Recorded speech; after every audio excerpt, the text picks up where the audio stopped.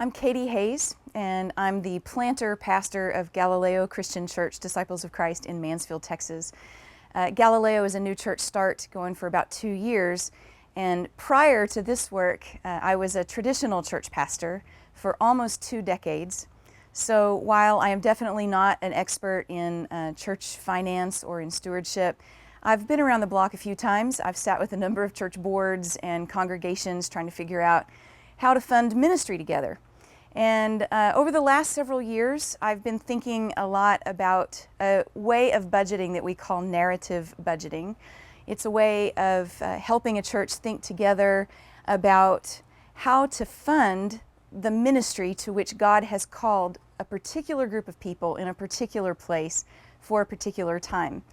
And so I enjoy talking about narrative budgeting as a way of funding ministry because it gets church leaders and church members out of the rut of talking about the careful maintenance of an institution, which is kind of what budgeting implies. Like, we've got resources, we want to be as frugal as possible and as careful as possible to maintain the life of the institution.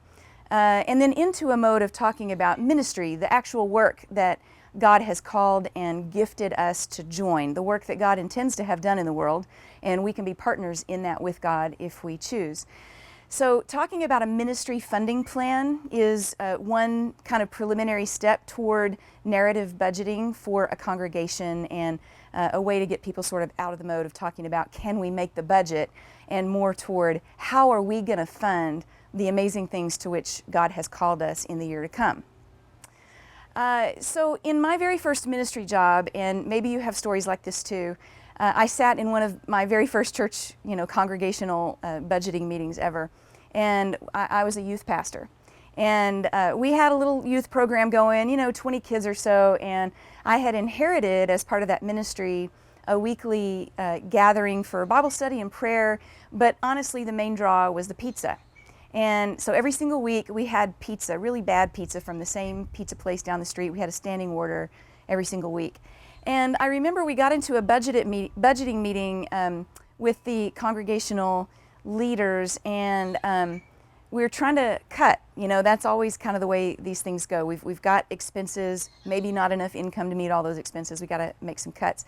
And I remember the congregation actually getting into an argument about the pizza line, about whether that was a good expenditure of resources, and then trying to do the math while we sat together about how much pizza, how many slices it's reasonable for each kid to eat, how much we're spending per slice, and thus per kid, and whether we might be able to reduce the cost by encouraging the kids to only take what they need, etc. And I thought, wow, this is such a weird conversation, and such a strange way for a church to be spending its time together, thinking about the pizza math and how we do that. But I think the way of church budgeting that lists out every single item in great detail that your congregation spends money on. There's a line for coffee, there's a line for the youth group pizza, there's a line maybe for the altar flowers, a line for the printing of bulletins, etc. Really invites the congregation and its leaders to kind of micromanage its way through that, and maybe even for the best of reasons, maybe with the impulse of being good stewards of the resources the church has.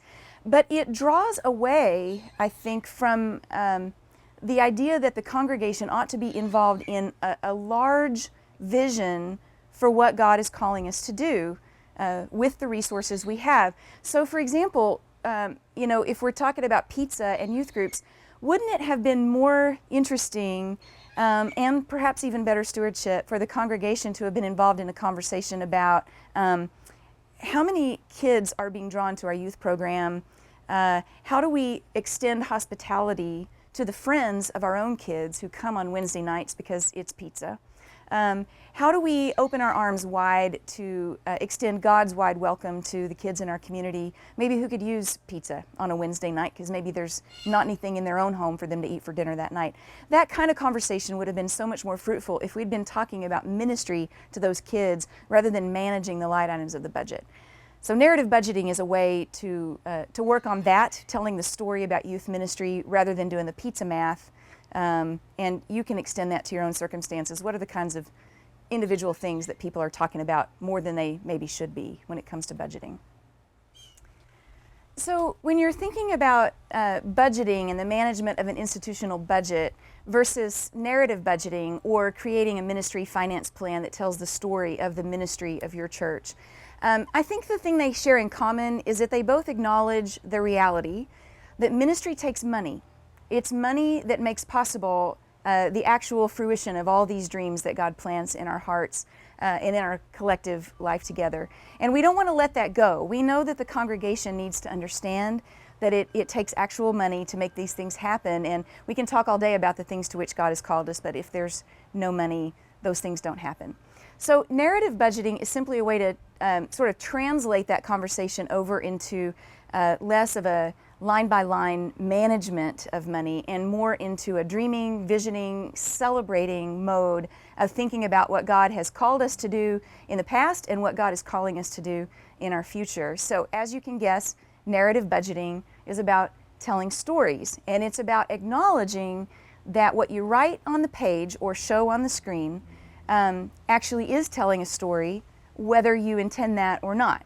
So in a traditional church budget, if you just go item by item in terms of the bills you have to pay, there really is hardly a congregation left anymore for which the story that's being told by your budget is not something like, what our church really cares about most is the maintenance of this property and what we've built on it, and about keeping our staff employed. Because when it comes right down to it, that's where most of the resources of the church goes, right? To property maintenance and to salaries and benefits for staff members. And that gets real out of whack in some churches as we find ourselves in having budgetary problems. We cut away almost everything else, but the staff in the building remain and we keep paying those bills. And if you were to hand your line item budget to someone outside the church and ask them, what do you think this group of people really cares about the most? Probably the honest answer for a lot of our churches would be, well, it looks like you care most about keeping up the building and keeping your staff paid. Believe me, as a church staff member, I'm appreciative of that. I really am. But the thing is, you want to be able to tell a different story than that about your church. You would never put that like on your letterhead or your website. You would never say like, welcome to First Church, where our mission is to keep the building open and the utilities paid and keep our staff members employed. You would never say that. That's not what your mission statement says. That's not what you put on a t-shirt. It's not what you would tell your neighbors or your friends about your church.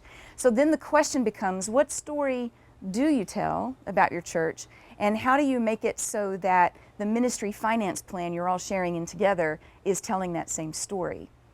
If you were to look at receipts that I bring home from the grocery store, you'd be able to tell some things about my family life, about what we eat, about what we enjoy together, what our comfort foods are, how willing we are to pay for expensive organic foods versus processed stuff. And we buy a lot of processed stuff, frankly, so I could tell you that we eat really healthy, but our grocery store receipts would show you something different.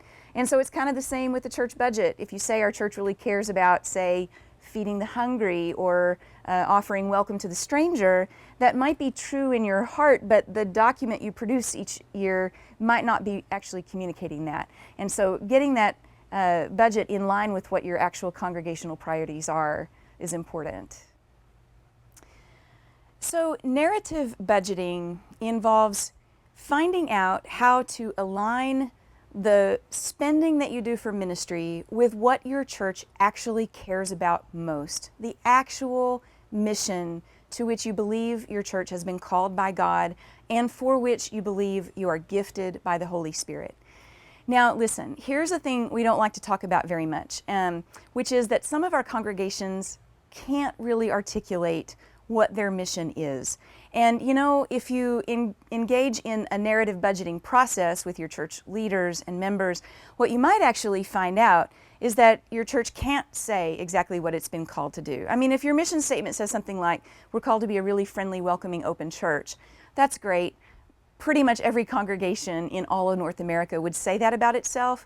But what we're talking about here is the actual sort of materialization, the actual tangible ways that your church engages in a ministry of, say, welcome? I mean, maybe that is actually your big priority, but who is it specifically that you're welcoming? What's the demographic that you shoot for? Who are you especially good at welcoming? Who feels especially at home in your church? And if you can name that, if you can say that you have a ministry, say, to the non-English speaking immigrants who have begun to move into your neighborhood because you offer an English as a second language program, that's awesome. Now you've identified a really specific ministry through which your church is embodying the welcome of God, and that's a great thing. What you need to be able to do then is show in your ministry finance plan how the resources of your church are actually supporting that ministry. And it may well be that the main thing you're doing for that ministry is offering space, you're offering square footage, you're keeping the heating or the air conditioning on while that school is in session, you're offering water and cups and napkins and maybe even snacks for that ministry to go on. And maybe you need to repave the parking lot because you've got so much traffic from this ESL program going on at your church that the parking lot had to be redone last year, okay? Now, so that's all good, but in a line item budget, all those things I just said would be listed under building and grounds maintenance, and maybe you've got a supplies line item somewhere in there, and maybe somebody's uneasy about how many Dixie cups you're buying for the church. Maybe you're concerned because the parking lot just got repaved, but next year it's gonna be a roof or something. And it's not, there's just nothing really lovely. There's nothing really delicious about asking people to keep on paving the parking lot or keep on anticipating the repairs that your building will need in the years to come. But there is something really delicious in seeing how a family celebrates when the matriarch of that family learns enough English to be able to go to her child's parent-teacher conference and not need a translator, to learn that her child has been selected for the gifted and talented program in her elementary school. When you have a story like that to tell because of some ministry that your church made possible, that's something that people really, really want to invest in with their hearts and maybe with their time and maybe also with their financial resources. So in the narrative budgeting process, what you learn to do is draw out the portions of that line item budget that are for the mortgage on your building, the grounds crew that you pay to mow the grass, the utilities costs in the winter and the summer that it takes to make the building comfortable, the supplies costs that it takes to keep making those paper cups available to any who are using your building. Draw all those items out. Decide what percentage of those things is making the ESL program possible, and then tell people the story of ESL and say it's costing us about this much per year to make possible the English language learning that is empowering first-generation immigrant parents to be able to attend parent-teacher conferences with their children in school, and then tell a specific story about someone you know for whom that happened. And just watch faces light up. Watch the way people want to be generous to make that kind of thing happen. So much more inspiring than telling them you need money to pay the light bill. That's not really fun. That's not really the gospel. But there's a way of telling that is good news, not just for the people of your community, but good news for your church as well. To begin thinking about your church's ministries and how those costs actually break down, not just for institutional maintenance, but for the support of the ministries your church cares about, it's probable that you'd have to do some work on your line item budget to break out those two gigantic categories of property maintenance and staff costs, which requires some work over a long time. This is not something that can be done in a hurried meeting. But the first part of this terrified me the first time I thought about it, and maybe terrifies you if you're a clergy person. It involves asking the pastor to really think about how she or he spends her or his time. And I know that's it's tricky because pastors do a lot of stuff that's intangible. It's really hard to say how that is in support of the church's main ministries. But I think getting a handle on that really can help a pastor decide how to best spend the time that the congregation is funding in service of the ministries that are important to the church. And it helps the congregation actually get a handle on what the pastor's doing. And so doing some close work between the leadership of the church and the pastor to really see whether the pastor is spending the right amount of time proportionally on the things the church says it cares about most is important. If the church imagines itself, for example, to be broadly evangelistic and reaching out to strangers, neighbors in the community, but the pastor is spending most of her time visiting those of the congregation who are sick or homebound, for example, one of two things might have to change. The church might have to change its idea of itself and say that for now, our main ministry is that we care for the sick. And therefore, we allocate a lot of resources toward doing that, including a great deal of our staff time. And that would be perfectly good. It is such good work to care for the sick. Jesus definitely did it, and it's one of the works to which the church is called. There are not enough people in our society who are doing that good work of compassion.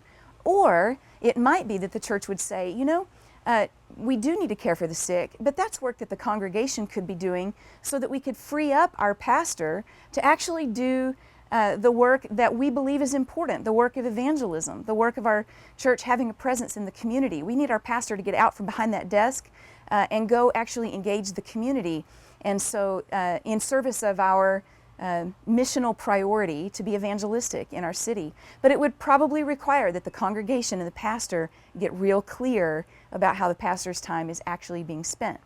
That way, that big chunk from your line item budget of staff salary and benefits could be broken down into the categories of ministry to which your church is called. And you could start to say, our pastor spends about a quarter of her time planning liturgy and teaching us God's Word, doing that really hard study work that needs to be done for good preaching and teaching ministry. Our pastor spends about a quarter of her time being evangelistic, out in the community, getting our name known, and really sharing the good news of the gospel with people who don't yet believe that God's love is real and God's love is for them. And our pastor spends about a quarter of her time serving the poor, because we place such a premium on that good work of Jesus. We want our pastor to be out finding opportunities to engage us in the ministry of serving the least of these. That kind of reorientation of the pastor's work is something that could come about by engaging in a narrative budgeting project, so that the whole church would be saying together, Pastor, a lot of our resources are going to you. Here are the things we would really like for you to be spending your hours and your talents on. Then the second piece of that is looking at that other big chunk in your budget, the building and grounds, the property maintenance, and thinking about, what are we actually doing with our building and grounds? What's actually happening on our property? And I don't know very many churches anymore that have not caught on that an empty church building Monday through Saturday is really a waste of resources. Most every congregation I know these days is throwing its doors open wide to the community, to scouting programs and 12-step meetings and neighborhood associations and things like that. And so it's important that the church get realistic and creative about how it talks about the use of the building round the clock and throughout the year, so that those folks who are showing up on Sunday mornings and thinking of this as our building get more and more used to the idea that what God has granted to us, this great gift of space and safety, is something that we can extend to the community. And a narrative budget can help you do that. Here's an example of how I've done that in the past.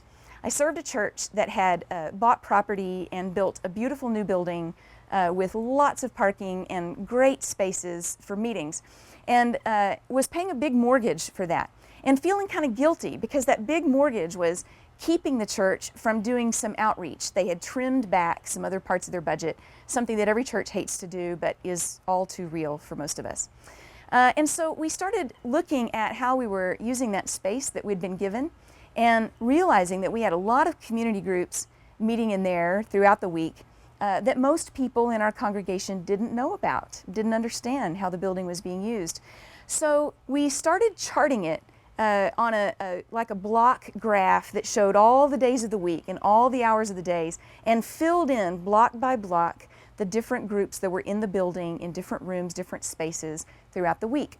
And we posted those charts on every door, every entrance and exit from our building with a big title over the top that said, "The mortgage is the ministry." So that instead of feeling guilty about the mortgage payment we were making, I mean, it was ours, there was nothing that was going to happen to change that, we could start to remember that we were spending that money every month in order to make space for our community to have a good, safe, clean, well-lit space to do the good work that they were doing. And they considered us to be their partners in that work. And we started to consider them to be good partners in the work to which God had called us, lost the guilt about the mortgage, kept it paid, which is a good thing, and imagined ourselves as community partners in that good work to which God had called us and called our neighbors. When we think about adopting a narrative budgeting strategy for the congregation or a narrative ministry finance plan, let's be clear, the leadership of the church, that small group within the congregation that's entrusted with the church's resources and its management, are still working with a line item budget, because it's still important that the treasurer be able to report to the board that the bills are getting paid on time. And that's best done in the same methods that a church leadership has been using for a long time. What we're talking about, though, is how that leadership team presents that ministry finance plan to the congregation. What we say to the congregation is that if there are some of you out there who are accountants or just kind of nerdy, or you've just been enjoying knowing exactly how the church spends all of its dollars for a long, long time, there's a line item budget that's been adopted by the board that is available to you. Maybe it's posted on your website, maybe there are copies available in the secretary's office, however you want to do that, because you never want to give the impression that you're trying to obscure any of the details of how the church spends its money, shares its resources. That's important. Transparency remains a very important key in the management of the church's resources. That's just good stewardship.